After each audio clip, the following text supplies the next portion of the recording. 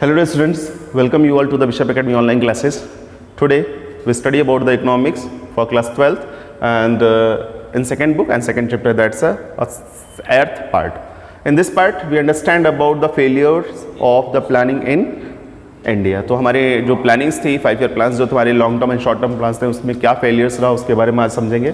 और पहले देख लेते हैं क्या फेलियर था. ऑब्स ये पहला हमारा था एब्जेक्ट द पॉवर्टी की सिचुएशन की बात करें तो alleviation programme evaluation of the poverty was the central theme of the planning. जो हमारी गरीबी को हटाना था हमारी पूरी प्लानिंग का सबसे इंपॉर्टेंट पार्ट था, सबसे जो कहते हैं बेसिक ऑब्जेक्टिव था. But this is the where we stand, लेकिन ये वही रह गया जहां पे हम पहले थे. नॉर्मली अगर देखें in India the 21.9% of the population still leave below the poverty line. लगभग 22% के आसपास यानी 21.9% के आसपास लोग ऐसे हैं जो पॉवर्टी लाइन से नीचे रहते हैं, गरीबी रेखा से नीचे रहते हैं. तो these were those people who are not getting even the essential of life like a food, shelter and clothes. Originally, the nearly 50% of those who are absolutely the poor in the world of the living in India. तो normally अगर देखें तो जिस तरीके से statement आपको बताया जा रहा है कि लगभग 50% के आसपास जो पूरी दुनिया में गरीब है उसमें 50% तो इंडिया में ही है.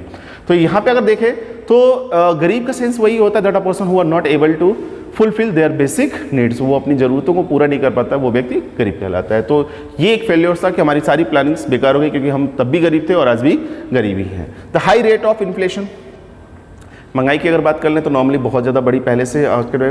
Bye a large we have the fail to tackle the inflationary spirals in the country.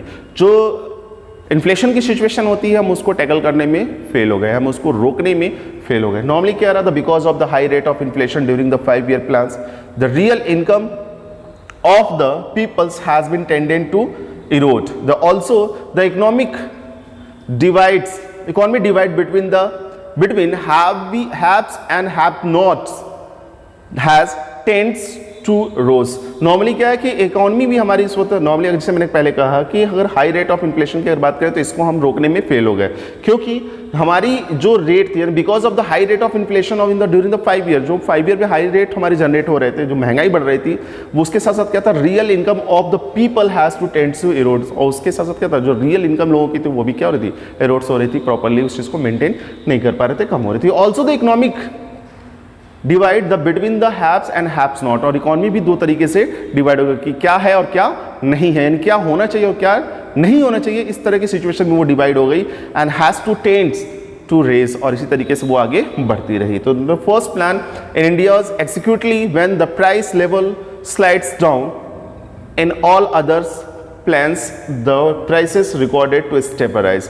पहले प्लान की अगर बात करें तो उसमें हमारा जो प्राइस रेट था वो डाउन तो हुआ, लेकिन उसके बाद की अगर प्लान की बात तो धीरे धीरे उसमें सब में इंक्रीजिंग ही हुई, जो कि हमारे जो इक्वल डिस्ट्रीब्यूशन या प्राइस कंट्रोलिंग की बात करें प्रॉपरली तो ये पूरी तरीके से उस चीज़ को फेल करती है, यानी वो उसको अडॉप्ट नहीं करती है.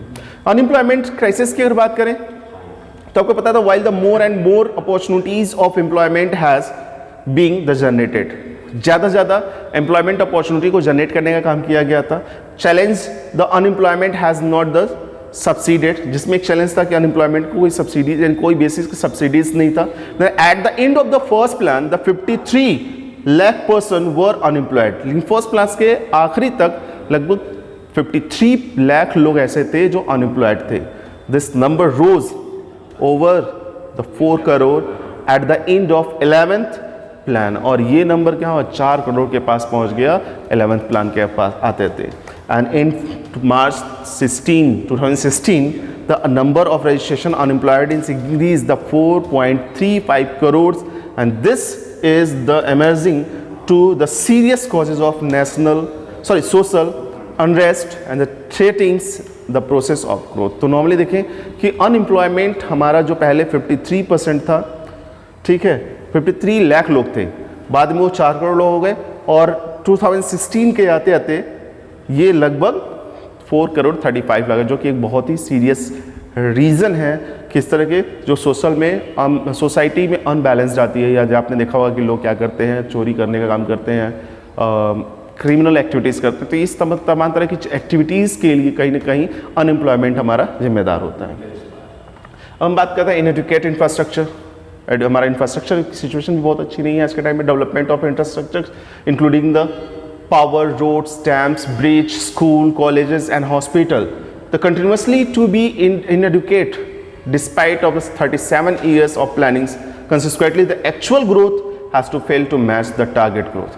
देखिए बढ़ा तो है लेकिन इसका जो एक्चुअल ग्रोथ है, जो टारगेट ग्रोथ है, उन दोनों में कोई मैचिंग नहीं है, उसको ये स्टॉप नहीं कर पाता। Particularly the shortage of the power has been the serious concentration in the overall process of growth and development. तो कहीं ना कहीं उसमें सबसे मेन रीज़न हमारे पास होता है प्रोसेस एंड ग्रोथ के बेसिस की अगर बात करें तो पावर एक बड़ा सीरियस रीज़न आता है, क्योंकि हमारे लोग अभी भी आज के टाइम में बहुत सारे ऐसे गांव हैं या गांव हैं जहां पे इलेक्ट्रिसिटी अभी तक नहीं पहुंची है, तो उन लोगों तक सुविधाएं भी नहीं पहुंच पा रही हैं।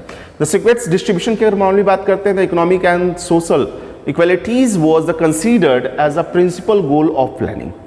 अगर हम देखें तो economic and social equalities, economic और सोशल इक्वालिटीज़ जो हमारी रही है वो इस बेसिस पे रही है कि वो कॉमन गोल के रूप में हमने उसको देखा है। नॉर्मली जैसे वो हमारी प्लानिंग का एक प्रिंसिपल ऑब्जेक्ट रहा है। The ironically this has been the principal failure of the planning in India. और अगर देखें आयरॉनिकली भी देखें तो ये क्या है, ये सिस्टम का फेलियर ही है हमारी प्लानिंग का।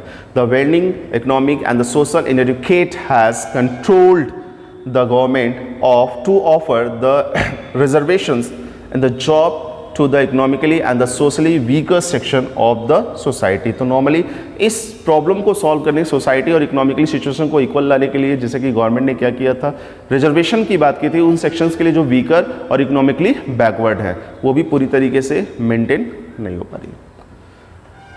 ब्रीफली अगर देख लें तो normally as observation by the expert of team of UNO, the implementation and enforcement has been the principal the shortcomings of the planning in India. The plans are the formulated after the good deals of deliberations, but the target was not achieved due to the insufficient administrations, dishonesty, the waste of the interest and red tapism. तो normally अगर देखें तो इसमें क्या रहा कि जो भी हमारे प्लान बनाए गए थे वो तो गुड ऑनेस्ट के बेसिस पे बनाए गए थे, यानी कि ये मान चला गया था कि जिस प्लान को अगर हम इम्प्लीमेंट करते हैं तो हम अपने अचीवमेंट को मेंटेन कर पाएंगे। लेकिन इसका सबसे बड़ा रीज़न क्या रहा कि हमारे पास जो सिचुएशन रही, हमारे पास रेड ट्राइपीजियम रही, तानाशाही की तरह इसका देख लेगा, डिसऑनेस्टली, लोग ईमानदार नहीं थे, भ्रष्टाचारी थे, और ये समय अपने फेथ को लेके लोगों ने काम किया। और कहीं ना कहीं ये एक बड़ा रीज़न रहा कि हमारे अपना प्लान पूरी तरीके से ऑब्जेक्टिव को अचीव नहीं कर पाया।